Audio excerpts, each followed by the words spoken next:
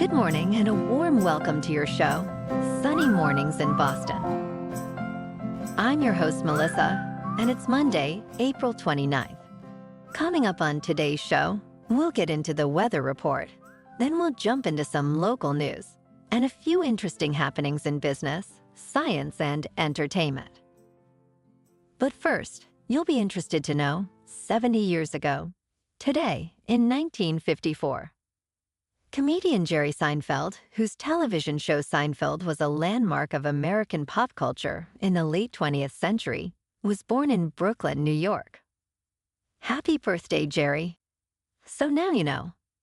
And now you know what time it is. It's time for the weather report. In the Boston area. This morning it's sunny and feels like 32 degrees with 6-mile-per-hour wind. The sunset will take place at 7:42, and it will rise again tomorrow at 5:40. It looks like we're in for a mostly sunny day, with a high near 67 and wind of 7 to 11 mile per hour, with gust as high as 21. Tonight, mostly cloudy with a low around 49. For all you beach runners out there, the first low tide Monday will be at 10 a.m. with a high tide just before 5 p.m. The nearshore buoy at Cape Cod Bay reads 47 degrees for the water temperature. Looking ahead in the weather, Tuesday will be partly sunny and cool with a high near 53 degrees. Showers are likely Tuesday night and continue into Wednesday morning. Wednesday will be mostly cloudy with a high near 52. Thursday will be mostly sunny and much warmer with a high near 67. Friday will be partly sunny with a high near 71 and breezy conditions. Bonjour, food enthusiasts. This podcast is brought to you by Versailles Cafe and Pastries in Encinitas. Nestled on El Camino Real South, just north of Encinitas Boulevard, this cafe is a haven for culinary delights. Indulge in their amazing Eggs Benedict or their gluten-free crepes.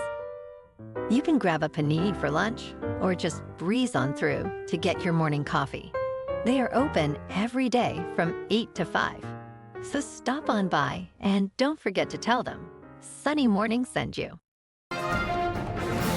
In local news, in the movie Challengers, filmed primarily in eastern Massachusetts, location manager Mark Fitzgerald masterfully disguised Boston as various U.S. locales.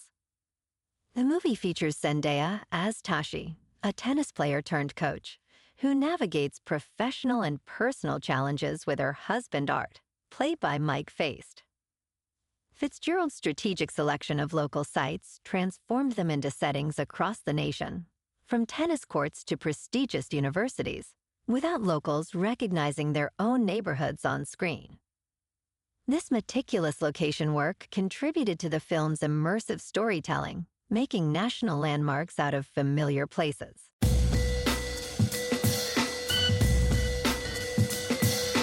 Now on to sports.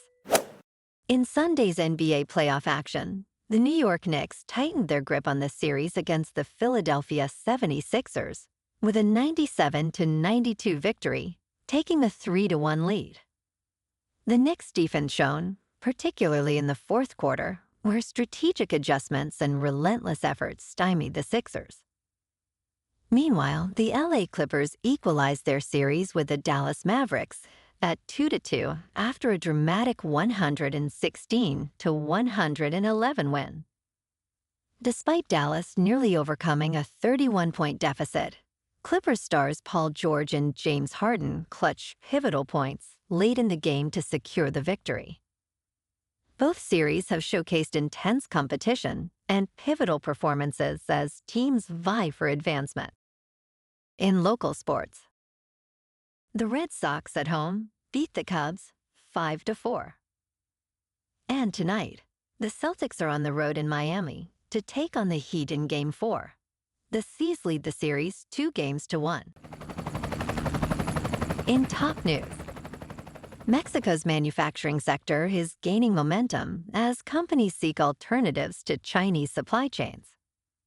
This strategy, known as nearshoring, involves relocating production closer to the United States to enhance supply chain resilience amidst geopolitical uncertainties.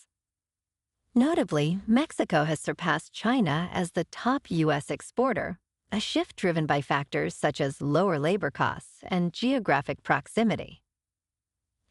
Additionally, the U.S.-Mexico-Canada Agreement enhances trade efficiency across North America.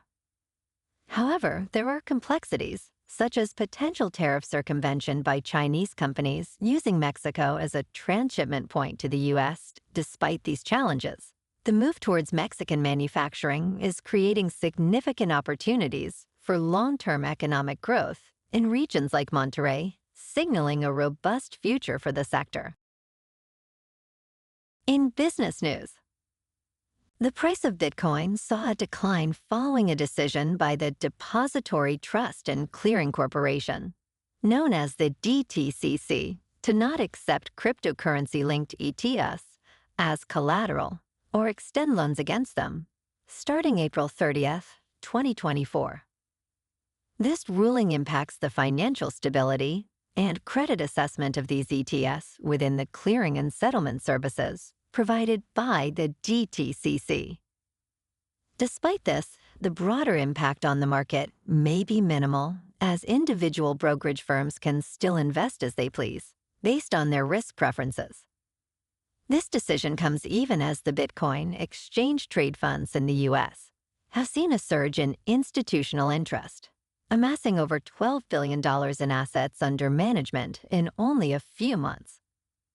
In crypto movement, Bitcoin is just under $63,000. Ethereum is $3,200. And Solana is $136. Moving on to a more local vibe. In our community spotlight on health and wellness, we are working with a national Pilates studio to bring you some free classes, so listen up. Check out Club Pilates, with several locations in the Boston area. Pilates presents a comprehensive wellness approach, cultivating strength, reducing tension, and elevating mental well-being. Scientific research affirms its benefits. So now you can check out Club Pilates for a free class, with locations in Canton, Wellesley, Hingham, Brookline, and Framingham. Just be sure to tell them Sunny Mornings sent you by. And now, back to the show. Let's talk tech.